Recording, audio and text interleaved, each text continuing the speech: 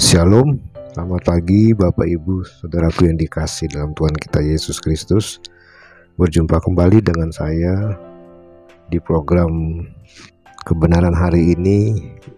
Saudaraku, kita bersyukur kita boleh ada semua karena kemurahan Tuhan. Sudah lama saudaraku program kebenaran hari ini tidak muncul, dan saat ini hari ini di hari Minggu di tanggal 15 Agustus kita hadir kembali, dan pagi ini kita mau belajar kebenaran firman Tuhan. Saudaraku, saya percaya bahwa setiap hari kehidupan kita ada dalam kasih dan rencana Tuhan, dan biarlah kita tetap fokus kepada Tuhan walaupun banyak hal yang terjadi di tengah-tengah dunia ini. Nah, kekasih Tuhan, pagi ini kita mau belajar firman Tuhan. Kita mau buka Alkitab kita dalam Injil Matius pasal yang ke-8 ayat yang ke-5 sampai dengan ayat yang ke-13. Sebelum kita membuka Alkitab kita, saya mengajak kita untuk berdoa terlebih dahulu. Bapa, dalam nama Yesus kami bersyukur saat pagi hari ini oleh anugerah Tuhan kami boleh menikmati kasih dan setia Tuhan. Dan di hari yang luar biasa ini kami mau belajar firman Tuhan. Urapi setiap kami, berkati hamba-Mu, berikan pencerahan supaya setiap firman yang kami pelajari hari ini boleh menjadi berkat buat kami. Terima kasih Tuhan. Dalam nama Tuhan kami Yesus Kristus kami berdoa. Amin. Puji Tuhan, kekasih Tuhan. Kita mau buka Injil Matius pasal 8 ayat yang ke-5 sampai dengan ayat yang ke-13. Saya akan membacakannya bagi kita saat pagi hari ini. Demikian firman Tuhan. Yesus menyembuhkan hamba seorang perwira di Kapernaum. Ketika Yesus masuk ke Kapernaum, datanglah seorang perwira mendapatkan dia dan memohon kepadanya, "Tuan, hambaku terbaring di rumah karena sakit lumpuh dan ia sangat menderita." Ayat yang ke-7, Yesus berkata kepadanya, "Aku akan datang menyembuhkannya." Tetapi jawab perwira itu kepadanya, "Tuan, aku tidak layak menerima Tuan di dalam rumahku. Katakan saja sepatah kata, maka hamba-Mu itu akan sembuh. Sebab aku sendiri seorang bawahan, dan di bawahku ada pula prajurit. Jika aku berkata kepada salah seorang prajurit itu pergi, maka ia pergi, dan kepada seorang lagi datang, maka ia datang. Ataupun kepada hambaku, kerjakanlah ini, maka ia mengerjakannya." Ayat 10, setelah Yesus mendengar hal itu, berheranlah ia dan berkata kepada mereka yang mengikutinya, "Aku berkata kepadamu, sesungguhnya iman sebesar ini tidak pernah aku jumpai pada seorang pun di antara orang Israel. Aku berkata kepadamu, banyak orang akan datang dari timur dan barat dan duduk makan bersama-sama dengan Abraham, Ishak dan Yakub di dalam kerajaan sorga. Sedangkan anak-anak kerajaan itu akan dicampakkan ke dalam kegelapan yang paling gelap. Di sanalah akan terdapat ratap dan kertak gigi." Ayat 13, lalu Yesus berkata kepada perwira itu, "Pulanglah dan jadilah kepadamu seperti yang engkau percaya." Maka pada saat itu juga sembuhlah hambanya itu. Puji Tuhan. Kekasih Tuhan, tema kebenaran hari ini adalah belajar dari seorang perwira. Saudaraku, kalau kita melihat kisah ini, bagaimana seorang perwira, yaitu seorang perwira Romawi, tadi Yesus katakan, di antara orang Israel aku tidak menemukan iman yang seperti ini. Ini adalah bukan orang Israel, dia adalah seorang perwira Romawi, dan dia mempunyai hamba, saudaraku. Ya, hamba. Dia mempunyai banyak hamba. Di antara hamba-hambanya itu ada yang sakit, ya.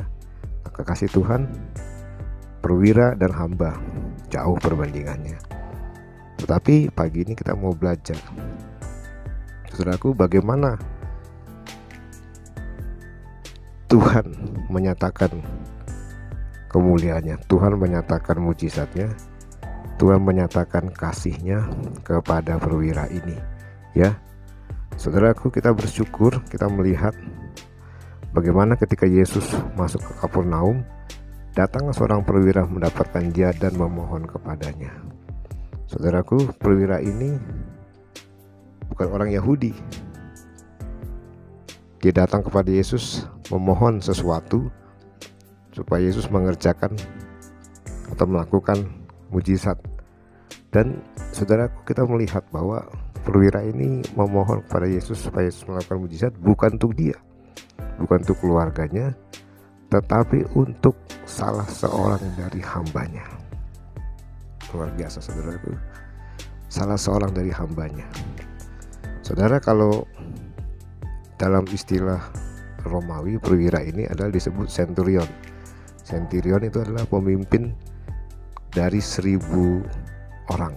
Jadi istilahnya apa ya, kalau sekarang komandan peleton, dia memimpin bukan 1000, maksud saya 100 orang. Jadi centurion itu pemimpin 100 orang, ya. Dia memimpin 100 orang, dia punya bawahan, ya. Dia punya prajurit-prajurit di bawah dia, itu ada 100 orang, makanya disebut perwira centurion.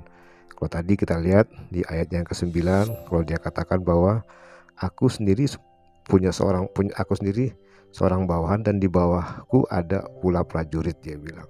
Jika aku berkata kepada salah seorang prajuritku itu pergi, maka ia pergi.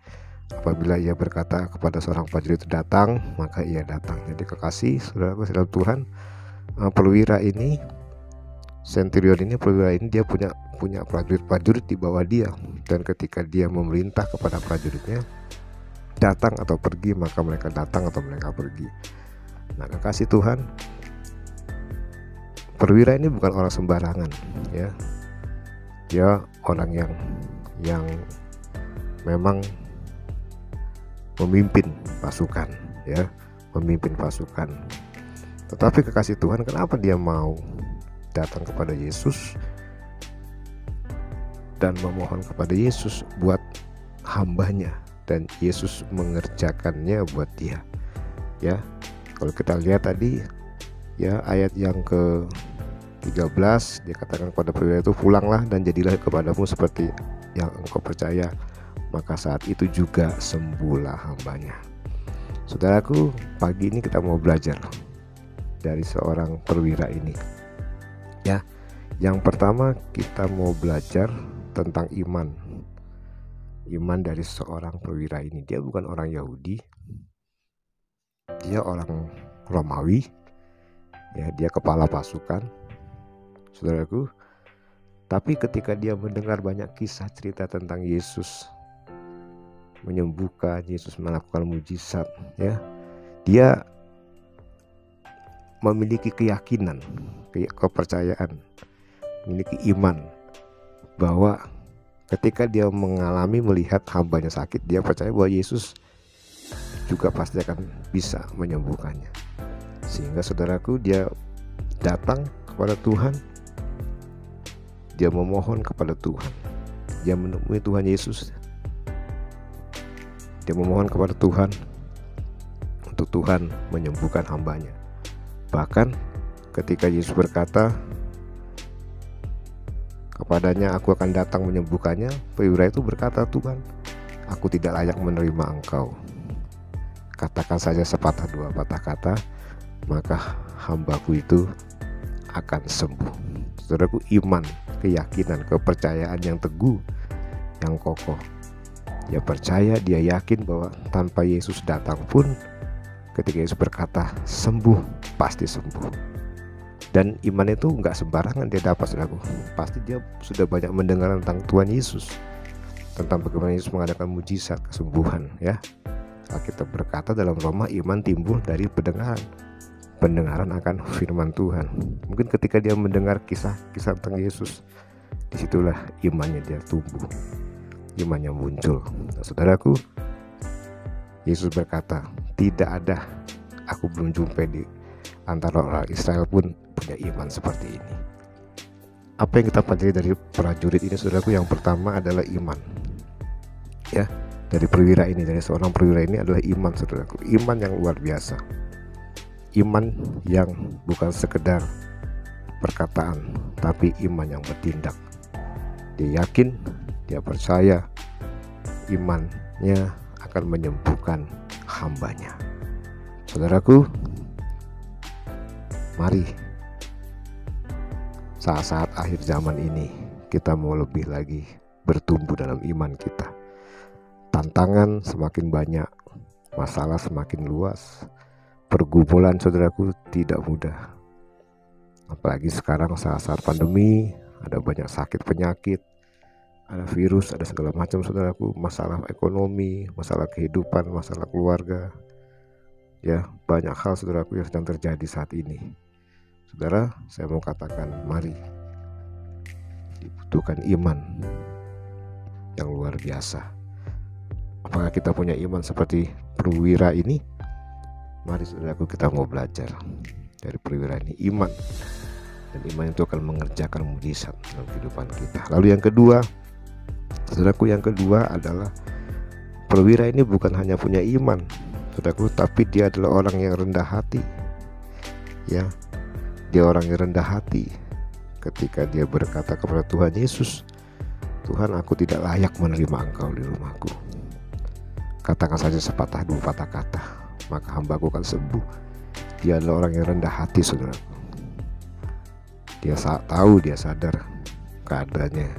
Dia tahu siapa dirinya, ya, dirinya tidak layak, ya, di hadapan Tuhan. Dia merendahkan hati di hadapan Tuhan. Dia merendahkan diri di hadapan Tuhan. Dan dia betul-betul sungguh-sungguh, saudaraku, merendahkan hatinya di hadapan Tuhan. Saudaraku, mari kita mau belajar dari seorang perwira ini. Padahal dia, saudaraku, perwira. Dia punya prajurit di bawahnya, dia ada 100. Dia pemimpin dari 100 prajurit.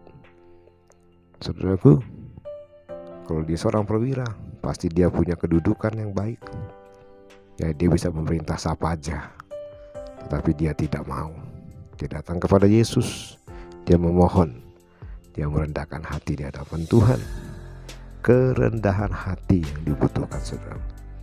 Ketika perwira ini merendahkan hati, merendahkan diri di hadapan Tuhan, Tuhan melihat, dan Tuhan Yesus mengadakan mujizat, menyatakan mujizatnya bagi hambanya. Yang ketiga, saudaraku, apa yang mau kita belajar dari seorang prajurit ini, dari seorang perwira ini adalah, yang ketiga, saudaraku, dia seorang perwira, dia punya banyak hamba, tetapi dia mau susah-susah datang kepada Yesus supaya hambanya sembuh. Artinya apa, saudaraku? Artinya perwira ini adalah seorang yang peduli, yang care, peduli kepada hambanya. Kalau kita tahu zaman itu, hamba itu doulos, budak, saudaraku. Posisi budak, kita tahu sendiri kondisi budak pada waktu itu adalah mereka adalah orang-orang yang tidak ada harganya. Saudaraku, bisa saja dia membiarkan budaknya itu sakit dan mungkin mati, dibiarkan aja, karena dia masih punya banyak hamba, banyak budak, saudaraku. Kan masih ada yang lain, budak yang lain, dan budak kan dibeli. Kalau mungkin satu meninggal, dia akan beli lagi budak. Tetapi, saudaraku, dia tidak ingin budaknya itu mati, dia ingin budaknya itu sembuh. Artinya dia orang yang peduli.